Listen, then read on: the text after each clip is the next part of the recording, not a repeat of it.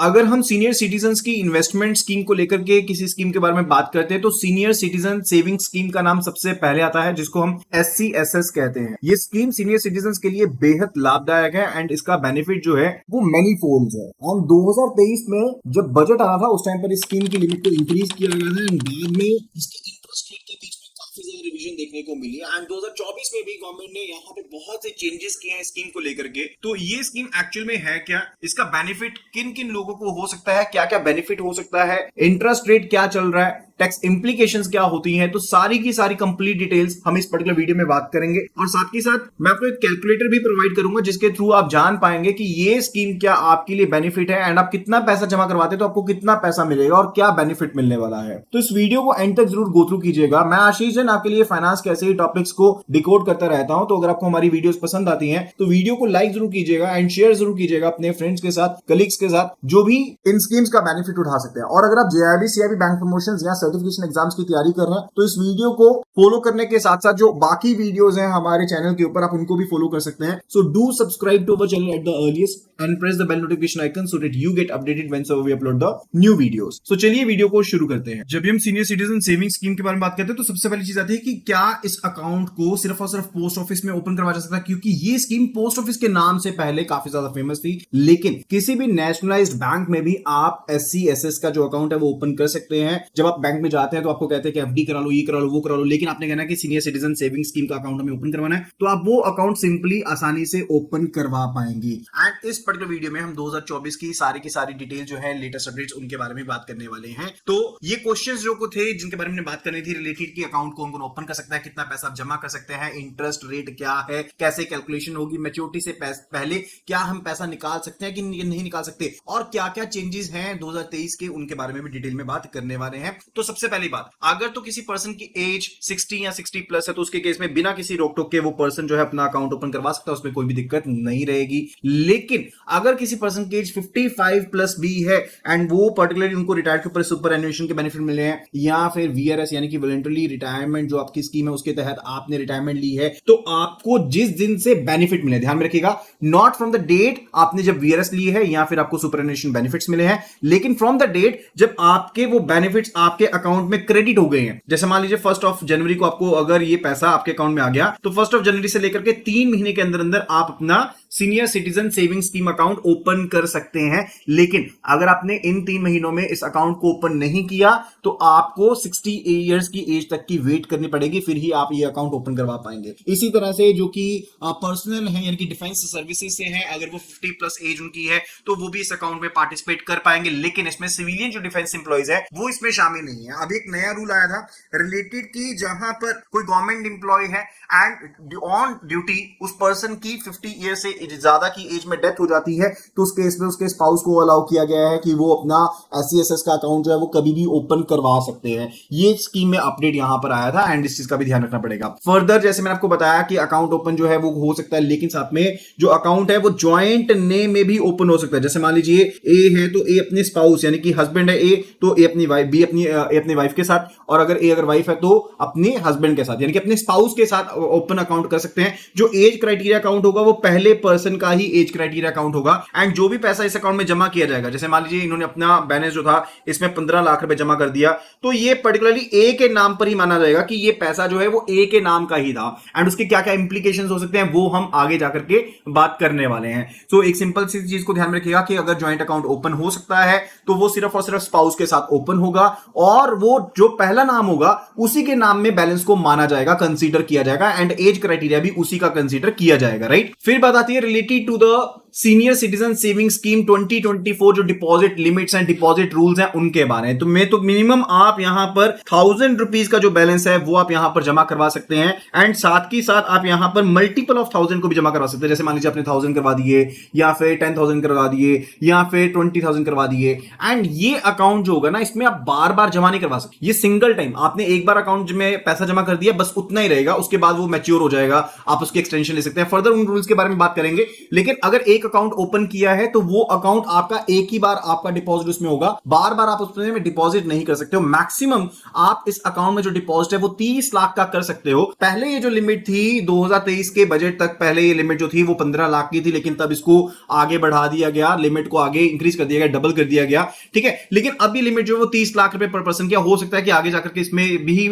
आपको चेंजेस देखने को मिले, लेकिन फिलहाल के लिए जो लिमिट है वो 30 लाख रुपीस की है। यानी कि अगर हस्बैंड वाइफ है एंड उनके पास पैसे हैं तो वो 30 लाख यानी कि टोटल 60 लाख रुपए इन्वेस्टमेंट कर सकते हैं एंड उसके जरिए उनको 40,000 से ज्यादा की महीने की पेंशन मिल जाएगी। इसकी कैलकुलेशन मैं आपको वीडियो के एंड में बताने वाला हूं। अगर आप अभी तक वीडियो को गो थ्रू करें तो काइंडली प्लीज वीडियो को लाइक कर दीजिए एंड शेयर कर दीजिए अपने फ्रेंड्स के साथ, कलीग्स के साथ, जिनके लिए भी ये वीडियो इंपॉर्टेंट हो सकती है। एंड अगर इस अकाउंट को किसी ऐसे पर्सन ने ओपन किया है जिनकी एज 60 साल से कम है तो वो पर्टिकुलर पर्सन जो है, जो रिटायरमेंट बेनिफिट उनको मिले थे वो, या फिर 30 लाख रुपए तक की मैक्सिमम सीमा, सिर्फ उतना ही पैसा जमा करवा पाएंगे। आप फिलहाल के लिए समझते हैं, जैसे मान लीजिए पर्सन ए जो है वो यहां पर रिटायर होते हैं, पर्सन ए यहां पर रिटायर हुए और इनको रिटायरमेंट पर मिले 60 लाख रुपीस, तो ये अपने SCSS अकाउंट में मैक्सिमम 30 लाख ही जमा करवा पाएंगे। और दूसरी तरफ मान लीजिए कि अगर ये रिटायर होते हैं और उनको मिलते हैं 20 लाख रुपीस, तो ये अपने SCSS अकाउंट में सिर्फ और सिर्फ 20 लाख ही जमा करवा पाएंगे, इससे ज्यादा जमा नहीं करवा पाएंगे। लेकिन ये सिर्फ उनके लिए लागू है अगर कोई पर्सन 60 साल की उम्र से पहले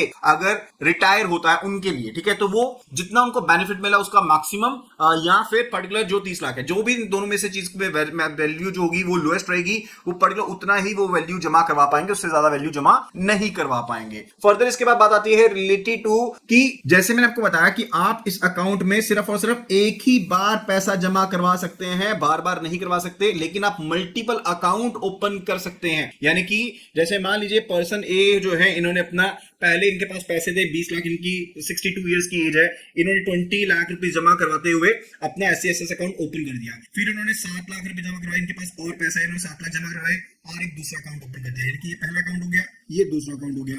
अब इनके पास 3 लाख की लिमिट अभी पेंडिंग है, यानी कि 3 लाख रुपए ये और भी जमा कर सकते हैं। 3 लाख रुपए यहाँ पर इन्होंने एक थर्ड अकाउंट ओपन कर दिया। उसके बाद क्योंकि इनकी लिमिट अब पूरी की पूरी एग्जॉस्ट हो चुकी है, अब ये कोई भी पैसा यहाँ पर नहीं जमा करवा पाएंगे और ना ही ये कोई अपना अकाउंट ओपन कर पाएंगे, राइट। तो बेनिफिट्स की अगर हम बात करते हैं कि कौन से बेनिफिट मिले, तो इसमें PF ड्यूज थे, आपके सुपरएनुएशन थे, ग्रेच्युटी थी, कम्युनिटी वैल्यू थी, तो इसका आप स्क्रीनशॉट ले सकते हो एंड कंसीडर कर सकते हो कि कौन कौन से बेनिफिट है जिनकी टोटल कंपोजिट वैल्यू को चेक किया जाता है जब आप 55 ईयर से ज्यादा की एज में अपना अकाउंट ओपन करवाते हैं। फर्दर अभी इंटरेस्ट रेट की बात कर लेते हैं, तो ये लेटेस्ट अपडेट है एज ऑन 1 जनवरी 2024। जो आपका रेट ऑफ इंटरेस्ट है PPF अकाउंट के केस में ये है 8.2% का, जो कि पहले 8% का था, अब वो 8.2% का है। इंटरेस्ट जो है वो आपको क्वार्टरली बेसिस के ऊपर पे किया जाता है। फर्स्ट वर्किंग डे जो होता है आपको अप्रैल, जुलाई, अक्टूबर, जनवरी, इसमें आपको पे कर दिया जाता है। मान लीजिए, कहने का मतलब है कि अगर आपने मान लीजिए 1 लाख रुपए यहां पर जमा करवाए हैं स्कीम के तहत, तो 8.2% के हिसाब से आपको साल का जो ब्याज है वो मिलेगा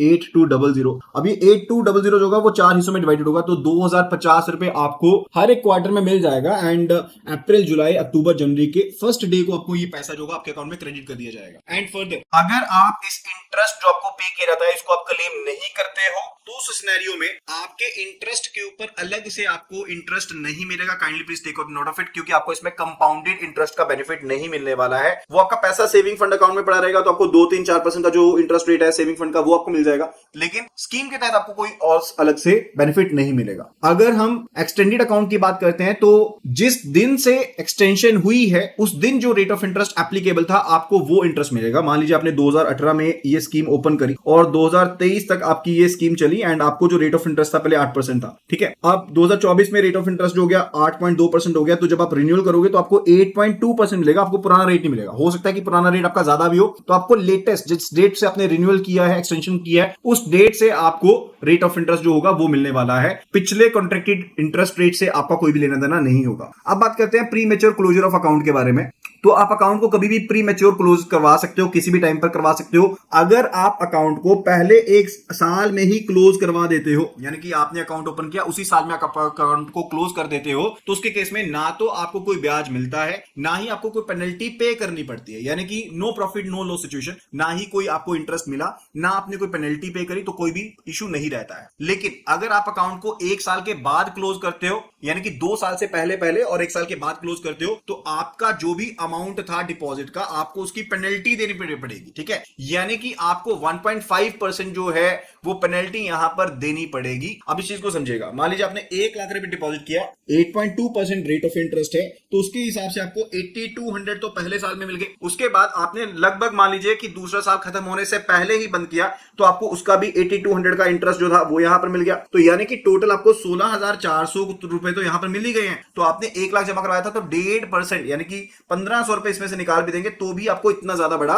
नुकसान नहीं होता है। Kindly take a note of it. और अगर आप 2 साल के बाद अकाउंट को क्लोज करते हो तो आपको अपने डिपॉजिट का 1% एज पेनल्टी पे करना पड़ेगा, राइट। तो अगली स्लाइड में आप और ज्यादा डिटेल में समझ जाएंगे कि क्या चीज अलाउड है। और एक चीज यहां पर समझ लीजिए कि जो काफी ज्यादा इंपॉर्टेंट है कि पार्शियल विड्रॉल जो है उस स्कीम के केस में अलाउड नहीं है। अगर आप ये पूरी की पूरी स्लाइड को पीपीटी को डाउनलोड करना चाहते हैं तो हमारे टेलीग्राम चैनल को ज्वाइन कर लीजिए, लिंक आपको वीडियो के डिस्क्रिप्शन में मिल जाएगा, वहां पर जाकर के ज्वाइन कीजिएगा। आपको कंप्लीट जो पीपीटी है उसका पीडीएफ मिल जाएगा। तो kindly please take a note of it, right. तो आगे बढ़ते हैं। तो पार्शियल विड्रॉल भी यहाँ पर अलाउड नहीं है। अभी हम क्लोजर के बारे में बात करते हैं। तो अकाउंट जो होता है उसकी ओरिजिनल मैच्योरिटी जो है वो 5 साल की, लेकिन जब आप अकाउंट को ओपन करेंगे तो उसके बाद 5 साल तक ये अकाउंट जो होगा ये ऑपरेटिव रहेगा। पहले था कि आप एक ही बार सिर्फ एक्सटेंड कर सकते थे, यानी कि 5 + 3 हो गया, उसके बाद आपका अकाउंट बंद हो जाएगा। लेकिन अब हो गया कि आप 3 साल के लिए कितनी भी बार अकाउंट को आगे एक्सटेंड कर सकते हो। पहले ये चीज नहीं थी, ठीक है। तो क्लोजर की बात करें तो आप 5 साल के बाद भी क्लोजर ले सकते हो, या फिर जो कोई भी एक्सटेंडेड पीरियड था उसके बाद भी क्लोजर आप ले सकते हो, लेकिन 3 साल का कंप्लीट होगा उसके बाद क्लोजर माना जाएगा। एंड इन केस अगर अकाउंट होल्डर की डेथ हो जाती है तो भी अकाउंट को क्लोज किया जा सकता है। अगर मान लीजिए अकाउंट जो था वो ज्वाइंट अकाउंट था, उसके केस में अकाउंट को कंटिन्यू किया जा सकता है, लेकिन मैक्सिमम जो लिमिट रहेगी वो 30 लाख की रहेगी। कहने का मतलब है अगर मान लीजिए ए एंड बी का ज्वाइंट अकाउंट है, अब एज पर द रूल ये इसके एज के हिसाब से, इसके इनकम के हिसाब से माना जा रहा है। एंड फर्दर मान लीजिए बी और ए का भी एक ज्वाइंट अकाउंट यहां पर ओपन है। अब यहां पर इन्होंने 30 लाख जमा कर रखे हैं, यहां पर 30 लाख जमा कर रखे हैं। अब उस सिनेरियो में मान लीजिए ए पर्सन की डेथ हो जाती है